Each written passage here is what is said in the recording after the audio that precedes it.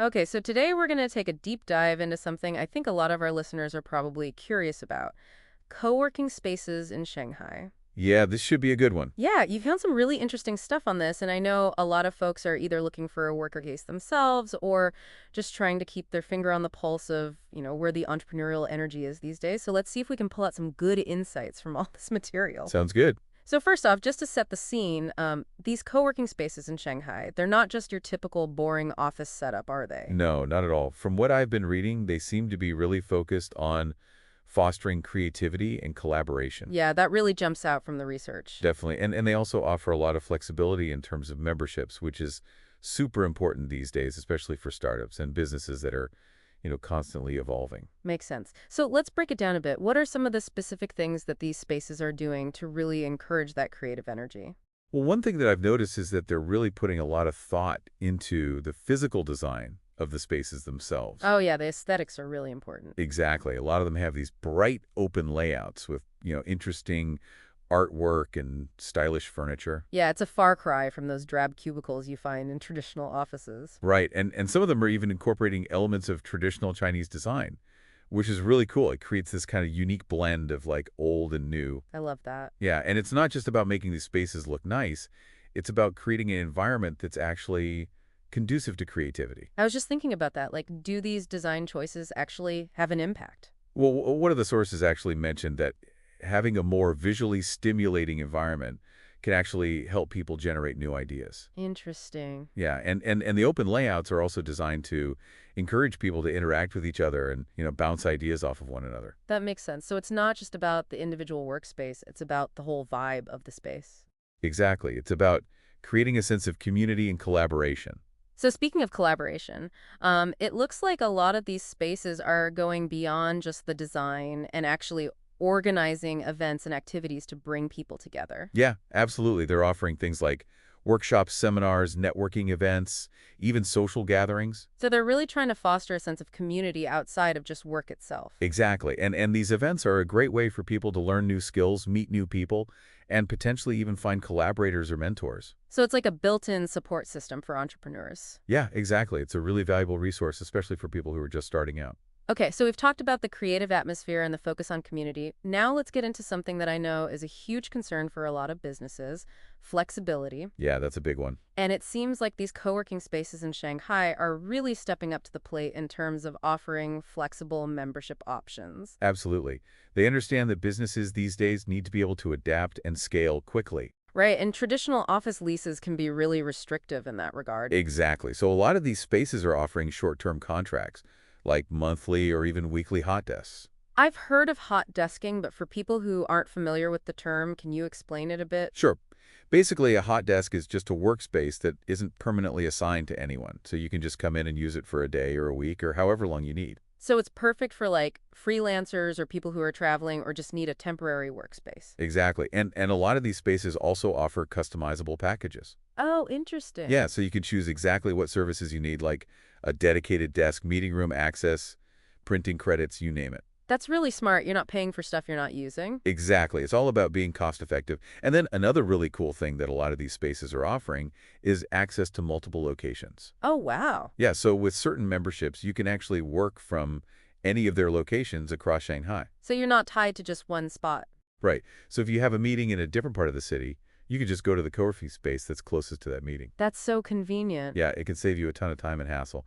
One of the sources actually mentioned that a startup founder was able to save over an hour of commuting time just by using this feature. That's amazing. It's like having a network of offices all over the city. Exactly. And on top of all that, a lot of these spaces also offer additional perks, like 2047 access mail handling services guest passes. Oh, wow. Yeah, they're really going above and beyond to make things as convenient as possible for their members. So they're really trying to create a one-stop shop for all your business needs. Yeah, pretty much. Okay, so we've talked about the space itself, the flexibility, the community aspect.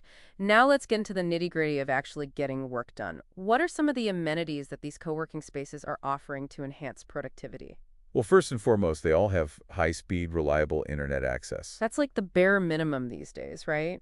Right. But a lot of these spaces are going above and beyond just basic internet. They're investing in like fiber optic connections and backup systems to ensure that their members always have a stable connection. So it's really important, especially for businesses that rely heavily on technology. Absolutely. And then, of course, they also offer meeting rooms and conference facilities. Makes sense. Yeah, these are typically well equipped with, presentation equipment, comfortable seating, everything you need to host a professional meeting. And it's a nice alternative to having to rent out a separate space for meetings. Exactly. And then another thing that I've noticed is that a lot of these spaces also have cafes and relaxation zones. Oh, that's a nice touch. Yeah, it's a good way to take a break from work, recharge your batteries, and maybe even network with other members. And it's probably good for creativity, too, to get away from your desk every once in a while. Yeah, absolutely. Okay, so let's talk more about networking. It seems like these co-working spaces are really trying to foster a sense of community and encourage people to connect with each other. Yeah, for sure. It's one of the biggest selling points of co-working spaces in general. Right. So beyond just the shared workspaces, what are some of the specific things that they're doing to facilitate networking? Well, as we mentioned earlier, they're organizing all sorts of events and activities like workshops, seminars, social gatherings. Right. And a lot of these spaces also have dedicated mentorship programs. Oh, cool. Yeah, so you can actually get paired up with an experienced entrepreneur who can offer guidance and support. That's amazing. That could be so valuable for someone who's just starting out. Yeah, absolutely. And then on top of all that, there's also just the organic networking that happens naturally when you're surrounded by other entrepreneurs and professionals. Yeah, I mean, you're bound to strike up conversations with the people you see every day. Right? And you never know who you might meet. You could meet your next business partner, your next investor, your next mentor. That's true. It's all about serendipity. Exactly. And these co-working spaces are designed to create those opportunities for serendipitous encounters. Okay, so we've talked about the community aspect. Now let's talk about location. It seems like these co-working spaces in Shanghai have really prioritized being in prime spots around the city. Oh, yeah, absolutely. Location is key, especially in a city like Shanghai. Right. So where are most of them concentrated? Well, a lot of them are located in the central business districts like Lujiazui, Jing'an, and Suhi. That makes sense. Those are the hubs for business and finance. Exactly. So being located in those areas gives businesses access to your potential clients, partners, investors. Right, and it also gives them a certain level of prestige. Definitely. But it's not just about the CBDs. There are also a lot of co-working spaces in more vibrant and creative neighborhoods, like the French Concession and Xintiandi. Yeah, those areas have a really cool vibe. Yeah, they're more trendy and artistic. So it really depends on what kind of atmosphere you're looking for. Exactly. And no matter where they're located, most of these co-working spaces are really easy to get to via public transportation. That's crucial in Shanghai. Oh, yeah, absolutely. The city has an amazing public transportation system. It does. So being close to metro stations, bus routes, train lines, that's a huge plus for co-working spaces. Definitely makes it easier for members and visitors to get there. Exactly. Okay, so let's move on to something that's becoming increasingly important these days, sustainability. Yeah, that's a big one. And it's encouraging to see that a lot of these co-working spaces in Shanghai are really taking sustainability seriously. Yeah, they're definitely making an effort to be more environmentally conscious. So what are some of the specific things that they're doing? Well, a lot of them are pursuing green building certifications like LEED or BREEAM. And those certifications are pretty rigorous, right? Yeah, they take into account a lot of factors like energy efficiency, water conservation, use of sustainable materials. So it's not just a matter of slapping a label on the building. Right, it's about making a real commitment to sustainability. And a lot of these spaces are also implementing smaller, everyday initiatives like recycling programs and waste reduction efforts. Yeah, those little things can really add up. Absolutely. And then, of course, they're also using energy-efficient designs like LED lighting smart thermostats. That not only helps the environment, but it also saves money in the long run. Exactly. It's a win-win. Okay, so last but not least, let's talk about something that really sets some of these spaces apart, their unique themes and concepts. Yeah, this is where things get really interesting. So what are some of the themes that we're seeing? Well, some spaces are really cleaning into the local culture. Oh, cool. Yeah, so they're incorporating traditional Chinese design elements, artwork, and even events. That's awesome. It creates a really authentic Shanghai experience. Exactly. And then other spaces are more focused on fostering artistic collaborations. Oh, interesting. Yeah, so they might have art exhibitions, workshops by local artists, maybe even studio space for rent. That's so cool. It's like a blend of work and art. Exactly. And then, of course, there are also spaces that are specifically designed for tech entrepreneurs. Makes sense. Shanghai is a huge tech hub.